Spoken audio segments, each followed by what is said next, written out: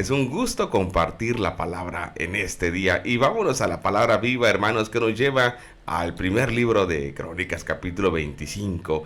Y seguimos viendo, Carlita, la organización del culto. David está muy entusiasmado porque sabe que se va a construir un templo. Sabe que no lo va a hacer él.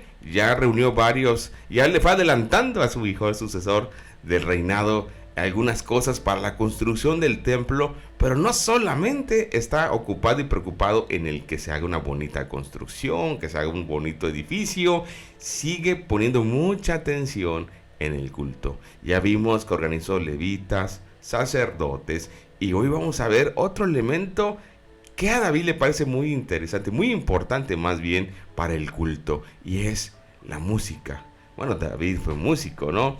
Creo que es una de las virtudes también que Dios le regaló. De hecho, el que lo llamó fue Saúl para tocar, exactamente. Dice el texto que cuando un espíritu atormentaba a Saúl, dice que cuando tocaba David el arpa, él se calmaba. Y recuerdo cuando Saúl estaba buscando a un músico que venga a poner un ambiente así bonito en el reino, le recomendaron a David. Decía, bueno, es un buen músico, pero sobre todo Dios está con él. Así que David como músico, pero también como alguien que sabe que es importante alabar a Dios, toma especial momento para organizar los servicios, no solo de levitas, sacerdotes, sino que ahora va a hablar de la liturgia, del canto, de la adoración, de la alabanza en el tiempo de la liturgia. Entonces los músicos desempeñaron un importantísimo papel en el reino de David,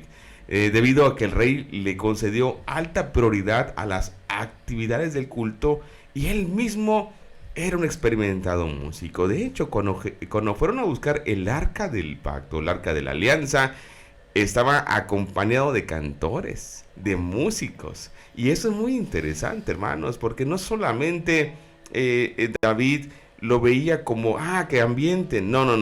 Lo veía como un vehículo, como un canal para honrar a Dios. Él lo veía como una manera en la que se puede expresar la adoración a Dios a través del canto, a través de la música. El capítulo 25 se divide en dos partes. En la primera parte, hermanos, se habla de tres grandes familias de cantores y músicos. Está la de Asaf, que es creo el más conocido, la de Emán y Yedutún, que en otro momento se le conoce como Etán. Estos tres personajes, hermanos, son muy importantes para la música, para el canto, pero sobresale Emán. ¿Por qué? Porque hay una expresión en el verso 5 que al leerlo llamó bastante mi atención en esta porción bíblica, y en el verso 5 dice de la siguiente forma: todos estos fueron hijos de Emán, ya se mencionan anteriormente, vidente del rey, y con la palabra de Dios exaltaban su poder. Dios le dio a Emán 14 hijos y 3 hijas. Aquí lo que resalta, hermanos, es que Emán, dice el texto, que era vidente del rey. Esto me pareció sumamente importante, porque podemos ver aquí una combinación entre música o músico y profetismo. ¿Por qué, hermanos? Porque cuando habla de vidente, habla de un profeta, habla de alguien que observa y da un mensaje de parte de Dios. Entonces, esta parte me parece sumamente importante, hermanos, por la razón de que se menciona a Emán con una posición equivalente a la de Natán y la de Gad, que eran profetas oficiales de la corte de David. Entonces, Emán no solamente era un músico o un cantor, sino que además de eso, ¿era qué? Un profeta. Y que esta adoración a Dios, más bien que ese mensaje a través del vehículo del canto, lo daba. Entonces, esto me pareció muy interesante, hermanos, porque podemos ver aquí, y vamos a ver un poquito más adelante también, la relación entre profetas y cantores. Una relación que es bastante interesante, recordando, hermanos, que en este tiempo post-exílico, el ministerio profético se encontraba en vías de extinción. No habían como antes. Y son los cantores los que asumen algunos de los elementos del profetismo. Y esto me parece bastante interesante, hermanos, porque a veces pasa algo. Vemos el tiempo de cantos o de liturgia como un tiempo para hacer tiempo. Para el mensaje. Exactamente. Y cometemos un error a veces. decimos, ahora sí viene la parte importante, que pasa el predicador. Aquí lo que miramos para David y para el cronista, todo es importante en el culto. Levitas, sacerdotes y ahora cantores. Entonces no podemos decir viene la parte más importante, porque desde el punto de vista de podemos ver el cronista, pero sobre todo, hermanos, de la historia bíblica, todo era importante. Cada parte del culto tiene una función imprescindible, hermanos, indispensable. Y aquí en este capítulo de Crónicas 25 nos está hablando de eso, desde lo que es en ese momento el sacerdocio, los levitas con las funciones que tenían y los cantores forman parte del culto y de esa adoración a nuestro Dios. Y en nuestros tiempos es igual. Es que a veces como que se le da un mayor peso a la palabra, y sí es importante, hermanos, pero dentro de nuestros cultos, digámoslo así, de nuestros servicios, la parte de los cantos, la parte de la alabanza y la adoración es parte del culto, pero no es para hacer tiempo para que al predicador o para que vayan llegando los hermanos. Exactamente, no es para eso, no es su función, no es llenar un espacio del tiempo para ver, no es así. Tienen su lugar y su función, que son parte de la adoración a nuestro Dios. Es como toda la parte del cuerpo.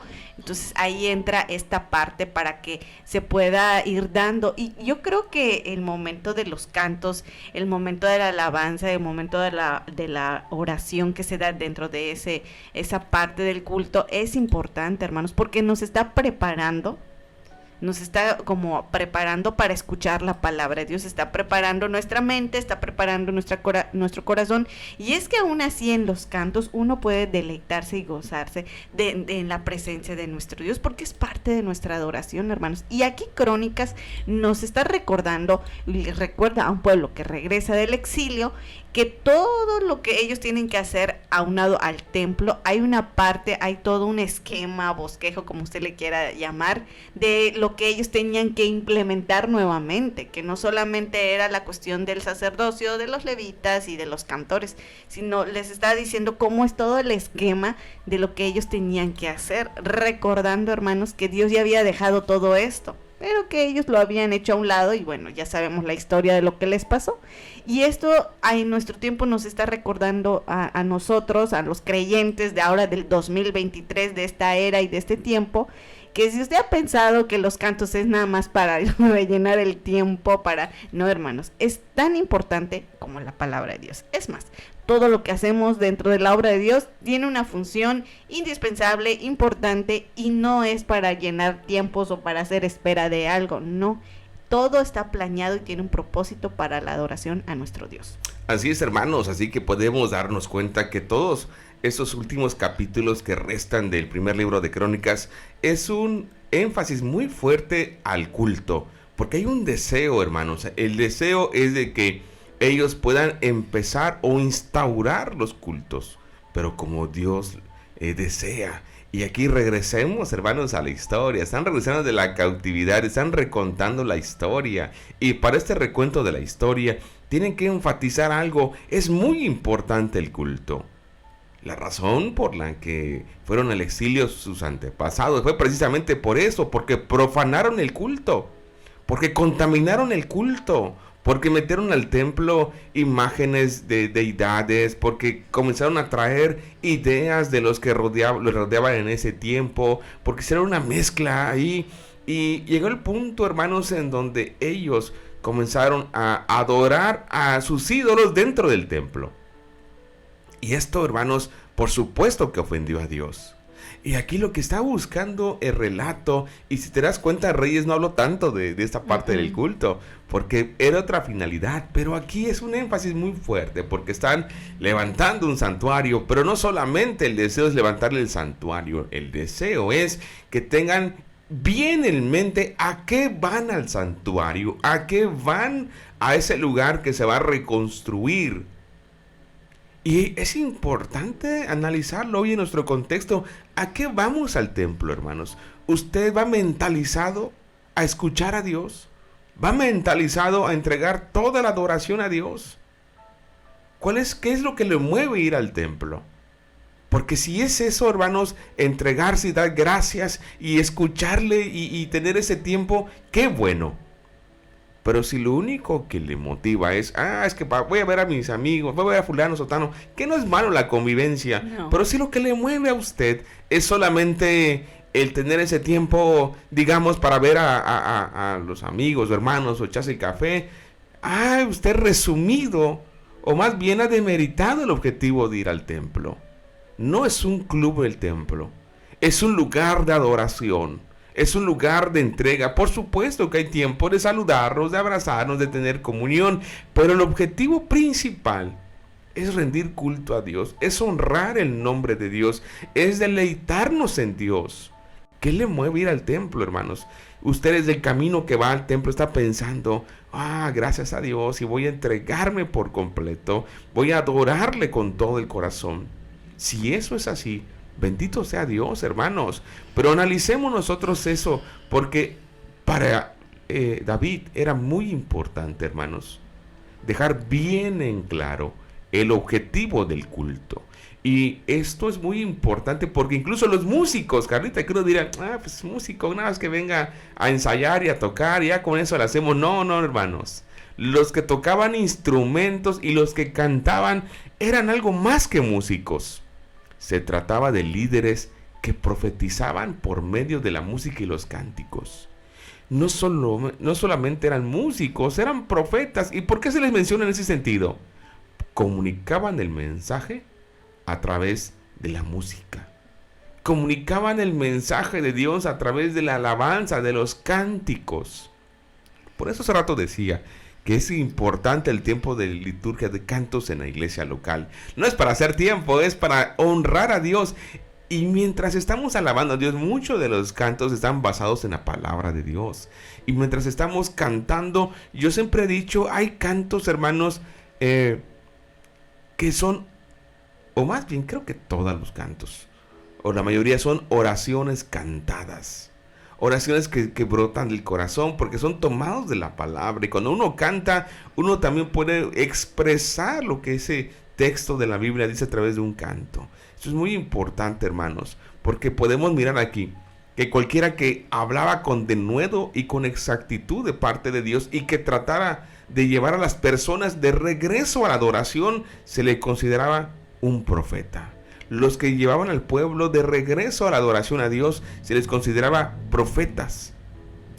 Y qué interesante está esto, porque a través de la música, a través de la alabanza, estos músicos llevaban al pueblo a la reflexión, a la meditación, a la búsqueda de Dios. No solamente era una melodía bonita, no solamente era una composición bonita, era el vehículo por el cual ellos compartían un mensaje que desafiaba el corazón del pueblo.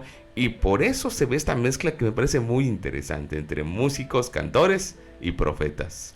Y es muy fuerte lo que estamos viendo desde mi punto de vista. ¿Por qué digo que es fuerte? Porque aquí al inicio se mencionaron a 3 personajes, Asaf y los otros 2. Y ¿cómo se llaman? Aquí ¿Cuál dice, perdón? Asaf, los que vimos al principio. Ajá, bueno, sí, son 3 personas. Emam, Yedutún y Asaf. Bueno, Yedutún también es llamado Etán. Bueno, estos 3 hermanos que estaban como dedicados a ese momento eran los cantores, los que, digamos, llevaban al pueblo a la adoración a Dios, lo que hacen los directores de culto en nuestro contexto, ¿no? Y esto es muy importante porque Josué acaba de mencionar algo. Ellos no solamente eran cantores, tenían otras funciones, tenían un grado de compromiso y de consagración a Dios. Así es. ¿Sí se dan cuenta? No solamente me voy a parar y voy a dirigir el culto y voy a decir, hermanos, cantemos, no sé, tal himno, tal estribillo. Hay una preparación y aquí lo que Dios nos está diciendo a todos absolutamente, tal vez a usted le ha tocado dirigir, no sé, algún culto de escuela, viernes o miércoles, no sé, según las actividades de su congregación, pero aquí lo que Dios está diciéndonos en esta mañana es que todo tiene una importancia, que no nada más es me paro y dirijo por dirigir y hablo nada más por hablar, tengo que tener una preparación espiritual. Exactamente, una preparación de esto. Y la verdad es que a lo mejor en nuestros tiempos esto ha llegado como algo muy rutinario, algo así como que, bueno, me toca hoy dirigir. Y aquí estamos viendo que estos tres personajes como Asaf, Emun y Yudutu tenían una función de consagración a Dios. Uno era vidente del rey, aparte que era cantor. Y en nuestros tiempos todo es importante, desde el que toca, como el que dirige, como el que recoge o recolecta las ofrendas, como el que está usted sentado adorando, donde hay alguien que lo está invitando a acercarse a la presencia de Dios por medio de los cantos, hermanos. Todo es importante, así que cuando a usted le toca dirigir, piense y acuérdese de este capítulo de Crónicas que le recuerda y nos recuerda a nosotros también cómo es el culto a nuestro Dios. Y es que cada uno de ellos tenía una función, había quienes tocaban algún tipo de instrumento. Y ellos no solamente tenían esa habilidad o ese talento o capacidad o don para tocar ciertos instrumentos de los que sean, hermanos. Pero aquí lo importante es que todo iba enfocado a adorar a Dios, ¿sí? No había una situación en nuestros tiempos. Tenemos que tener mucho cuidado en esto, que todo es a Dios y todos los dones Dios nos los ha dado, es un regalo de Dios a nuestra vida para ponerlo en servicio a Él. En lo personal, yo no tengo esa habilidad de tocar, pero pues ni siquiera la flauta. La puerta. Ni la puerta. Ni la puerta puedo tocar, a veces le toco mal. Pero el caso es que yo no tengo esa habilidad, honestamente, ni para cantar. Canto pésimo. Y no tengo esa habilidad, ¿no? O sea, no, por eso en esa parte yo no participo porque digo, lejos de ayudar, pues voy a hacer un desastre, ¿no? Entonces no tengo ni la habilidad ni para tocar un instrumento ni para cantar. Y hay quienes cantan y hay quienes tienen una voz preciosísima y esto que Dios les da es para servicio a Él. Y si a ti te ha tocado tocar, tienes la habilidad y tocas muy bonito el instrumento que tú quieras, ten en cuenta que Dios te lo dio para su servicio, para que dirijas a un pueblo a la presencia de Dios. Si Dios te dio una voz melodiosa como no hay, ten en cuenta que Dios te la dio para cantarla a Él y dirigir a un pueblo a la presencia de Dios. Y esto es un regalo de Dios para tu vida en servicio a Él. Y esto tenemos que tomarlo en cuenta. No es para mi adorno, no es para que yo me ponga más estrellitas. No es así, hermanos. Realmente es todo para la adoración a Dios.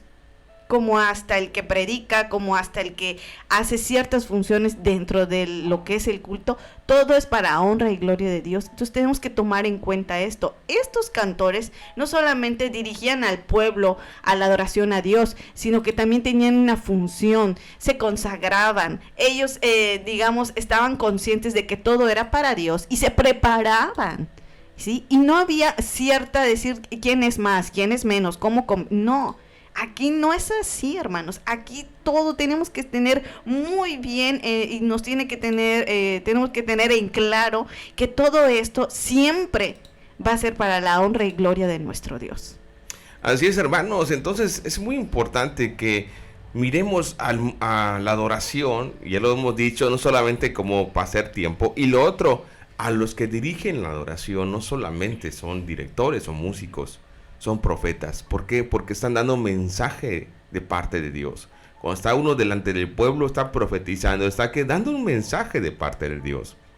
Y si usted dirige un culto, yo le hago una gran recomendación: lea mucho la palabra del Señor. A veces pensamos que solo el predicador tiene ese deber de leer la palabra, porque él va a predicar. Pero hay veces, hermanos, en donde nos ha pasado que estamos escuchando que el que dirige dice cosas que no tienen sentido en el texto, dicen mal un texto o dicen algo que no es bíblico. Está bonita la idea, pero no es bíblica, y me quedo pensando, no pudo darle el mensaje, porque no solamente es un maestro de ceremonia y que dirige el culto, no es siguiente canto tal, busquen tal, no, es alguien que motiva.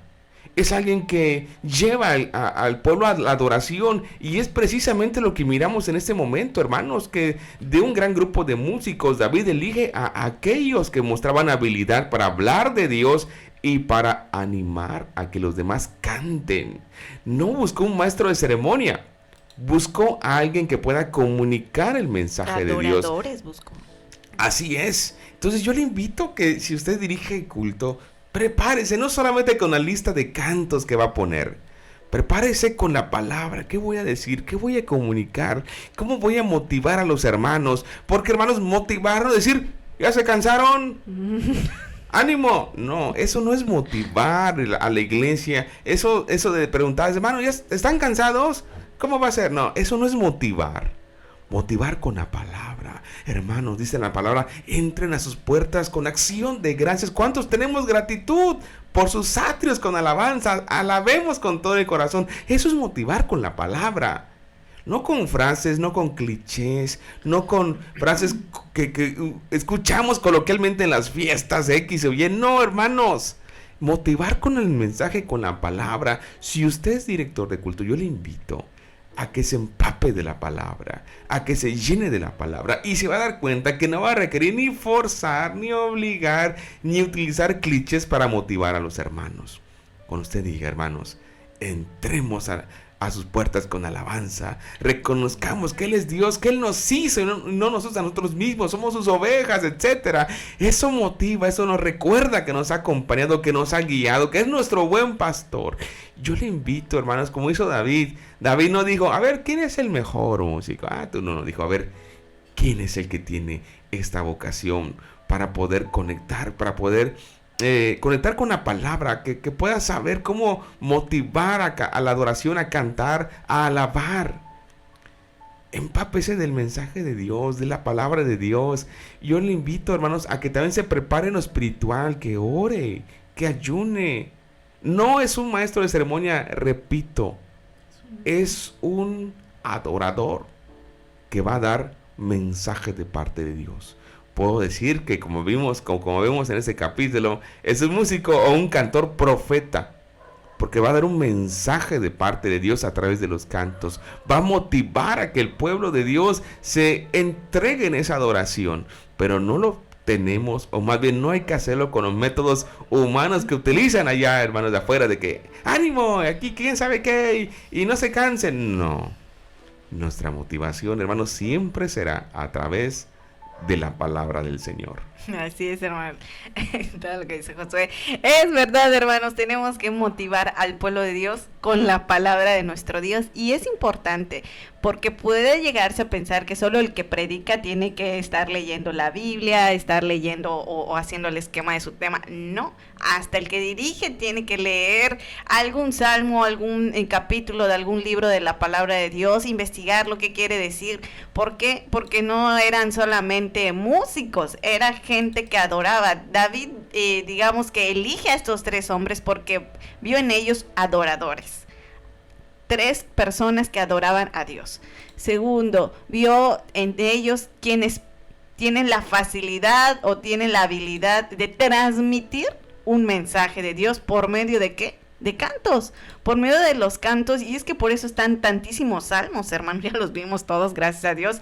Y ahí estos personajes transmitían el mensaje de Dios a través de este talento, a través de este don que Dios les había dado, para que inviten al pueblo a animarlo a adorar a Dios ante la presencia de nuestro Dios. Entonces aquí nos estamos dando cuenta de algo muy importante, que es los cultos, cómo deben de estar, quiénes eran, cómo se tiene que preparar uno. Y no solo fue para Asa o Emun o Yudutú o Yedutú, sino también para nosotros. Entonces tal vez a usted le ha tocado participar en dirigir algún culto, en una exposición de una escuela sabática, que ahí, gracias a Dios, nuestro hermano ministro Daniel Hernández nos da una orientación, y nuestros cultos de los sábados. Ningún culto es más ni menos, hermanos. Si llegamos a pensar eso, estamos tomando un concepto erróneo acerca del culto a nuestro Dios. Y disculpen que yo diga esto, pero no es posible que en nuestro tiempo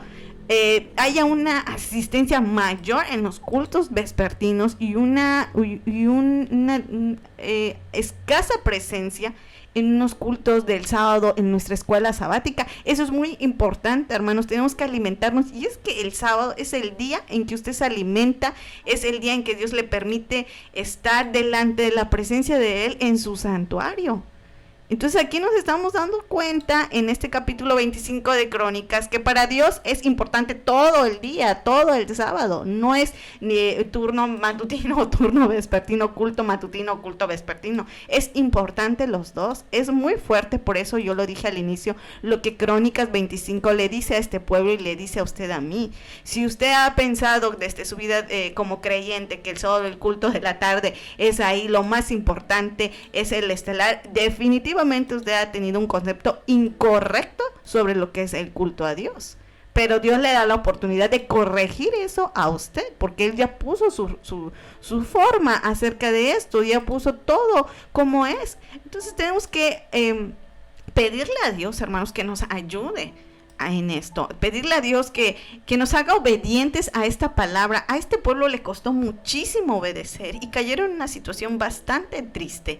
Y en nuestros tiempos puede pasar igual. Tal vez usted pues ni siquiera tiene tiempo en asistir y ver los estudios de las escuelas que tienen un mensaje importante para nuestro tiempo. Y solo usted pues ha visto solo el culto de la tarde. Y es que yo sé que en nuestros tiempos hay congregantes, hay creyentes que por alguna situación no lo asisten por alguna cuestión laboral. Pero si usted tiene la oportunidad de asistir, no se pierda la bendición. Quitemos ese concepto equivocado acerca de eso. Es una tristeza esto, porque está usted poniendo el culto a Dios de una manera incorrecta y que le está dando el valor más a un culto que a otro. Y esto no es así. Es para Dios, hermanos. Tomemos en cuenta esto, que Dios ya lo dejó establecido y no lo va a cambiar. Ya la dejó así. Lo que nosotros tenemos que hacer es obedecer y sujetarnos con amor a lo que Dios ya estableció en su palabra. Así es, hermanos, y concluye el capítulo 25 con una lista de 2 turnos de cantores que se elabora según el modelo de las listas anteriores de levitas y sacerdotes. ¿Qué quiere decir? Se echan suertes. Y el mismo número que se había tomado de levitas y sacerdotes, el mismo número de cantores y músicos, precisamente para atender todos los servicios que se prestaban en el santuario. Entonces es muy interesante esto, porque dice el texto, hermanos, algo que llamó mucho mi atención, que no se hacía distinción de ninguno de ellos, todos participaban. Eso es muy importante, hermanos, porque dice el verso 8, para asignarle sus turnos se echaron suertes sin hacer distinción entre menores y mayores, ni entre maestros y discípulos. Todos tocaban, hermanos, todos hacían. Y lo que dice Carlita es muy importante, porque a veces se piensa, él es el director estelar del culto de la tarde, él es el músico, él es el predicador para la tarde. Y no, hermanos, si usted ha pensado que el culto más importante es el de la tarde, me temo, hermanos, que usted no ha observado bien que el culto es para Dios, no es para nosotros. Es para edificarnos, claro, pero es para ir a honrar su santo nombre. A veces, hermanos, nos damos cuenta de esta distinción, ¿no? ¿Quién va a dirigir?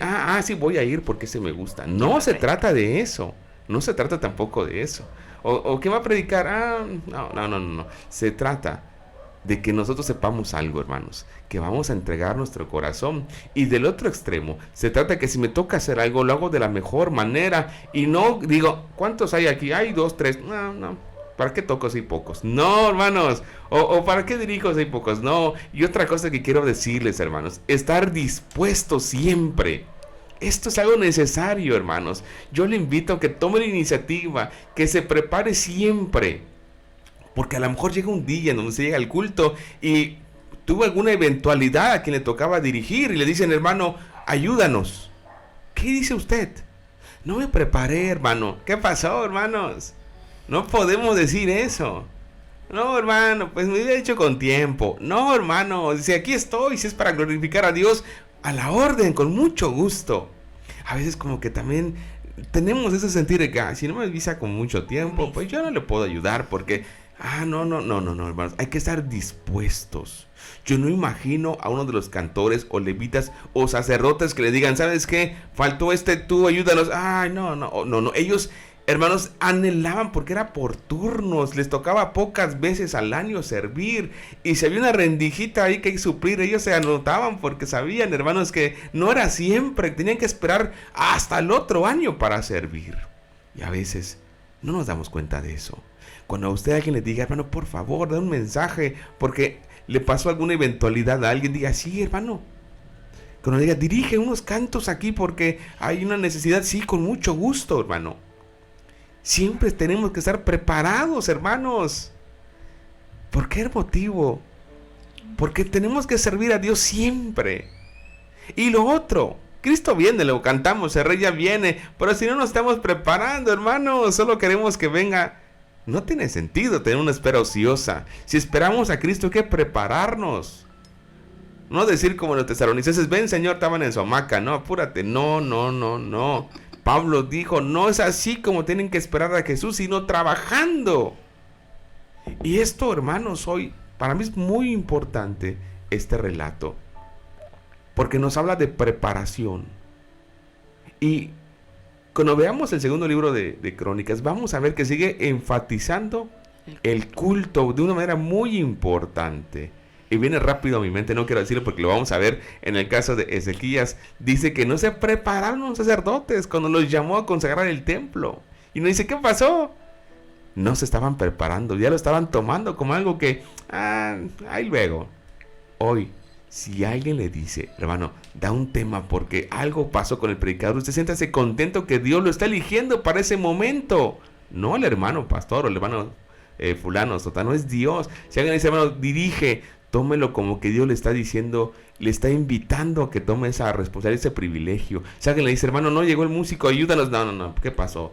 A mí con dos... A veces, hermanos, se tiene eso de los músicos, ¿no? Que son así como que, no. Un poco quisquillosos, un poco así. No. Si usted es músico, hermano, yo le invito también a que tomemos la actitud de siervo siempre y que podamos nosotros en todo saber que la gloria solamente es para Dios. Así es. Hay una parte de este capítulo de 25 de Crónicas arriba, más arribita, me gusta mucho, dice, ellos eran total 288, incluyendo a sus demás compañeros, y habían sido distribuidos. Y ahí dice, sus turnos, suertes, y echaron suertes, y dice, entre menores que ellos no había una competencia, hermanos, todos querían servir, todos eran adoradores a nuestro Dios. Y si usted lee Crónicas, léalo y vea, es como lo que hacen actualmente, un rol. Ellos tenían, digámoslo, en nuestro contexto, tenían un rol donde ellos estaban asignados, a ti te toca tal, a ti te toca así, y David los pone de esta manera para que todos tengan la oportunidad de servir. Y tal vez a usted en un mes, tal vez le toque al mes 2 veces o una vez al mes, no lo desaproveche, porque estos cantores, cuando por alguna razón alguien por ahí le había pasado alguna eventualidad, pongámoslo así, ellos estaban dispuestos porque estaban preparados, porque solamente les tocaba una vez al año a poder servir o dirigir al pueblo de Dios en adoración y presencia hacia Él. Entonces tenemos que tomar en cuenta esto. Para ellos era no algo así rutinario, común, para ellos era algo muy importante, y para nosotros también tiene que ser este mismo sentir de importancia. Tenemos que tomar la postura de adoradores, de servidores a nuestro Dios. Y no es me gusta porque dice que no había entre ellos maestros más, discípulos menos, había eran iguales. Y ellos estaban conscientes de esto, que todo lo que ellos habían aprendido, la habilidad de cantar, la habilidad de tocar, la habilidad de dar un mensaje, era por parte de Dios y para Dios, con el objetivo de llevar al pueblo adoración hacia nuestro Dios. Esto debe ser lo mismo en nuestros tiempos. No tenemos que tener y por eso la Biblia dice que los pensamientos de Dios no son como nosotros, porque nosotros llegamos a pensar quiénes son más y quiénes son menos, quién toca más bonito y quién no toca más bonito, y esto es para los que tocan en las iglesias, en los ministerios. Ahí Este libro de Crónicas les habla a todos nosotros, pero también a aquellos que saben tocar un instrumento. Tienen que consagrarse a Dios, tienen que leer la palabra de Dios, porque tienen un papel muy importante. Dirigen al pueblo de Dios a no una presencia cualquiera, a la presencia de Dios. Dan un mensaje de Dios por medio de las alabanzas, y ahí están los salmos presentes. Y realmente tú te das cuenta cuando alguien se para y no está preparado ni siquiera, y como dice Josué, a veces animan al pueblo de Dios con frases tan triviales que se usan en la sociedad, y para dirigir y animar al pueblo de Dios, para eso está la palabra de Dios. Y si tienes una voz tan melodiosa, úsala para la adoración exclusiva a nuestro Dios. Y si sabes tocar el instrumento que sabes tocar y has tenido la oportunidad de tocarlo muy bien y no hay otro como tú, eso Dios te lo dio, y no te sirve para vanagloriarte de ninguna manera, porque Dios no te lo dio para eso. No eres más ni menos que los demás. Eres un adorador y eres una persona, hombre o mujer, que Dios te está utilizando para que dirijas a su pueblo, y al final todo va de regreso a Dios. Entonces, estemos conscientes de esto. Y si usted es de los creyentes que llegan a escuchar la palabra de Dios y tiene la oportunidad de asistir, es que todo es el sábado, no es el sábado de mediodía, no somos iglesia de mediodía, somos una iglesia de todo el día. Bueno, desde el viernes. Bueno, desde el viernes, es claro. cierto, la recepción del sábado. Así es, desde el viernes. La importancia que debe de tener esto, hermanos. Y es en nuestros tiempos. Por eso me atrevo a pensar, tanta frialdad espiritual en muchos creyentes, tanta apatía al servicio a Dios.